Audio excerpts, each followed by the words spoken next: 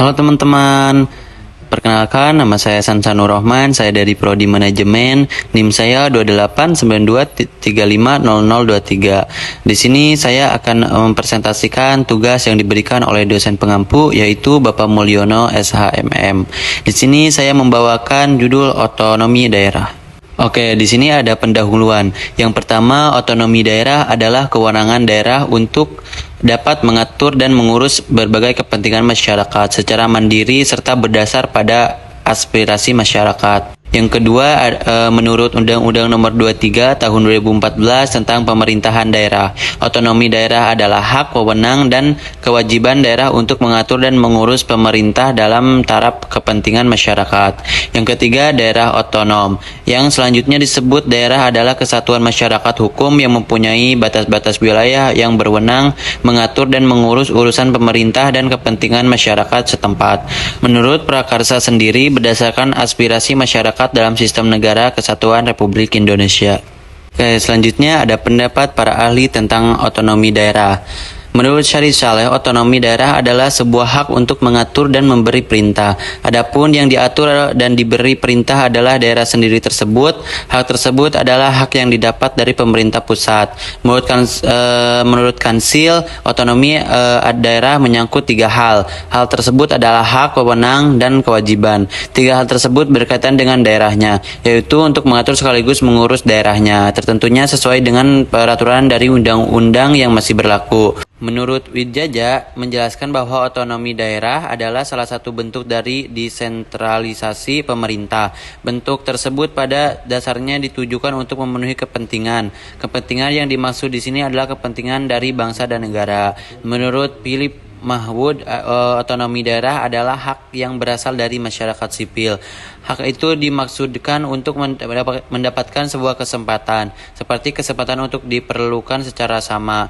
Menurut Benyamin Hussein, otonomi daerah menurut Benyamin Hussein adalah suatu pemerintahan yang dibuat oleh rakyat. Pemerintahan dibuat untuk rakyat. Pemerintah tersebut berada di bagian wilayah negara secara informal dan berada di negara pemerintah pusat.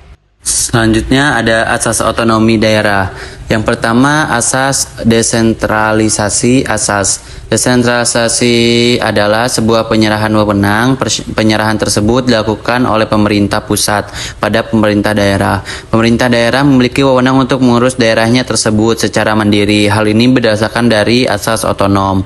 Yang kedua, ada asas dekonsentrasi. Asas dekonsentrasi adalah sebagian urusan dari pemerintah yang menjadi wewenang pemerintah pusat diserahkan pada gubernur.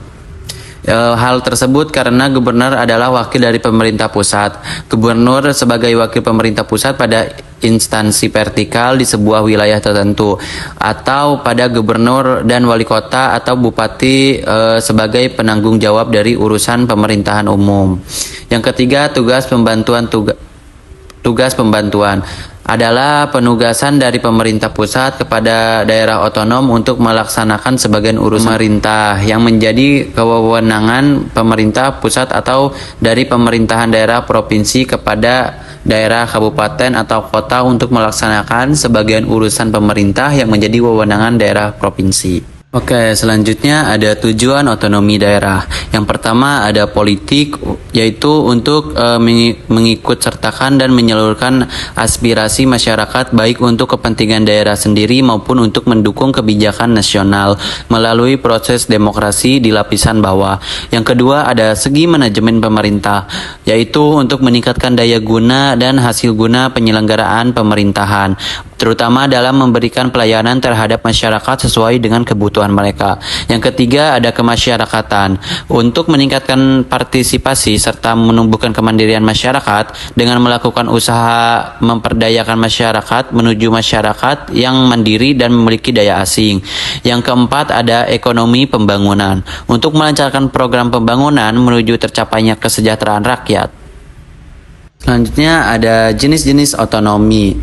Yang pertama, otonomi material, yaitu pembagian kewenangan dan tanggung jawab secara terperinci, eksplisit, dan tegas antara pemerintah pusat dengan pemerintah daerah yang diatur dalam Undang-Undang Pembentukan Daerah. Yang kedua ada otonomi formal, yaitu pembagian tugas antara pemerintah pusat dengan pemerintah daerah atas dasar pertimbangan rasional dan praktis. Urusan diserahkan ke daerah apabila diyakini akan lebih efektif dan efisien apabila diselenggarakan oleh pemerintah daerah. Yang ketiga ada otonomi real, merupakan kombinasi antara otonomi material dan otonomi formal atau jalan tengah. Penyerahan urusan, tugas, dan kewenangan kepada daerah harus didasarkan pada faktor nyata atau real yang ada di daerah sesuai dengan kebutuhan dan kemampuan daerah serta pertumbuhan masyarakat yang terjadi. Oke, selanjutnya ada perkembangan otonomi daerah di Indonesia. Yang pertama, masa berlakunya Undang-Undang Nomor 1 Tahun 1945 tentang Kedudukan Komite Nasional Daerah. Undang-undang ini menekankan pada aspek cita-cita kedaulatan rakyat melalui pengaturan pembentukan Badan Perwakilan Rakyat Daerah. Di dalam undang-undang ditentukan 3 jenis daerah otonomi, yaitu Kresidenan, kabupaten, dan kota. Otonomi daerah diberikan kepada daerah bersamaan pada saat pembentukan daerah melalui undang-undang berupa kewenangan pangkal yang sangat terbatas dan selama kurun waktu 3 tahun belum ada peraturan pemerintah yang mengaturnya. Undang-undang ini belum bisa dilaksanakan sepenuhnya. Yang kedua ada masa berlaku Undang-Undang Nomor 22 Tahun 1948 tentang pemerintahan daerah. Undang-undang ini hanya berfokus pada pengaturan tentang susunan pemerintahan daerah yang demokrasi.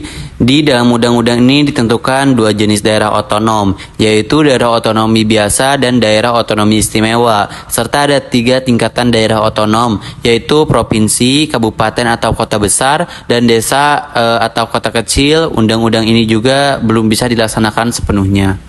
Sekian dari saya, mohon maaf jika ada kata-kata yang salah. Terima kasih, dadah teman-teman.